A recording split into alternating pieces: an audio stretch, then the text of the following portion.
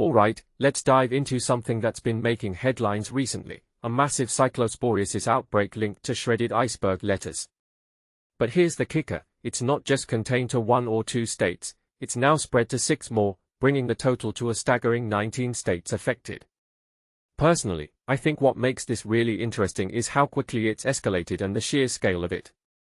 We're talking hundreds of hospitalizations and, tragically, 2 deaths since early May.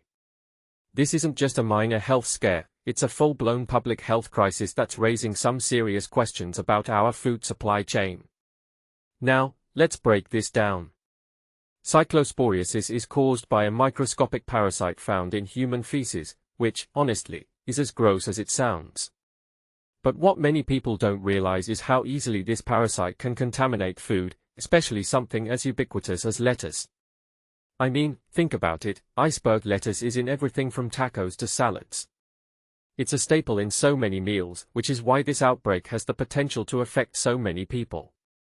And here's where it gets even more concerning. The majority of cases have been traced back to lettuce served at Taco Bell, supplied by Taylor Farms and sourced from central Mexico. This raises a deeper question. How did this contamination happen, and why wasn't it caught earlier? One thing that immediately stands out is the timeline. The recalled lettuce was distributed to 27 states, and its use-by dates ended on August 3rd.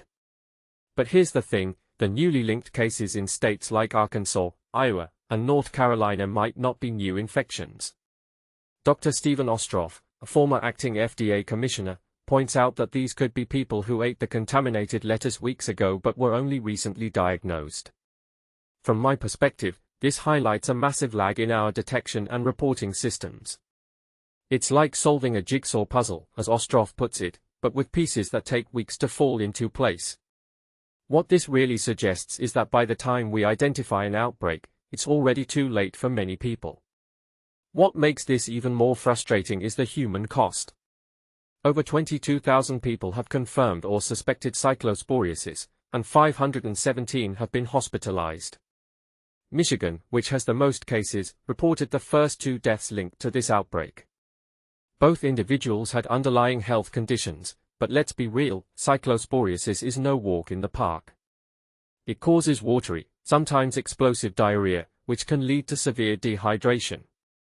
If you take a step back and think about it, this isn't just about lettuce, it's about the vulnerabilities in our food system that allow something like this to happen. Now, here's where it gets really intriguing.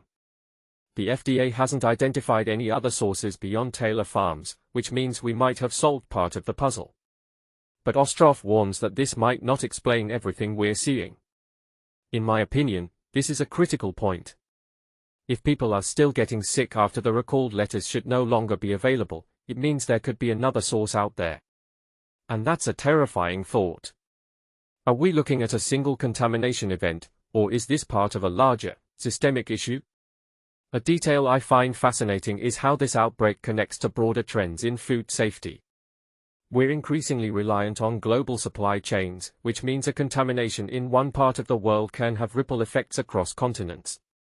Personally, I think this outbreak is a wake-up call. We need better traceability, faster detection, and more accountability in our food systems. Because, let's be honest, no one should have to worry about getting seriously ill from a salad.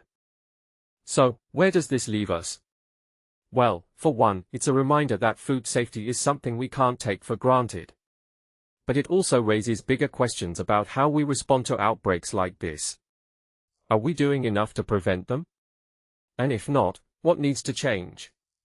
I'll leave you with this thought, if a microscopic parasite in lettuce can cause this much havoc, what else might be lurking in our food supply? Let me know what you think in the comments below, I'd love to hear your take on this.